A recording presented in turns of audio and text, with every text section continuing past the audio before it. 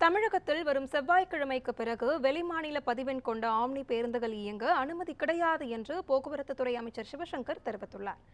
கடலூர் மாவட்ட முதன்மை அமர்வு நீதிமன்றத்தில் போக்குவரத்துத்துறை அமைச்சர் சிவசங்கர் வழக்கு ஒன்றின் விசாரணைக்காக ஆஜரானார். அதன் பின்னர் நீதிமன்ற வளாகத்தில் செய்தியாளர்களுக்கு பேட்டியளித்த அவர், திமுகவின் 40க்கு 40 என்ற வெற்றியால் தான் பாஜக சுயமாக ஆட்சி அமைக்க முடியாமல் போனதாக கூறினார். இதன் மூலம் பிரதமர் மோடி ஒரு விஸ்வகுரு என்ற பிம்பத்தை திமுக உடைத்துள்ளதாகவும், தற்போது பாஜக அரசு மைனாரிட்டி அரசாக உள்ளது என்றும் அமைச்சர் சிவசங்கர் தெரிவித்தார். தமிழகத்தில் வரும் செவ்வாய்க்கிழமைக்கு பிறகு வெளிமாநில பதிவெண் கொண்ட ஆம்னி பேருந்துகள் இயங்க அனுமதி கிடையாது என்றும், அப்படி இயங்கினால் அந்த ஆம்னி பேருந்துகளை பறிமுதல் செய்ய போக்குவரத்து துறை நடவடிக்கை எடுக்கும் என்றும் அவர் கூறினார்.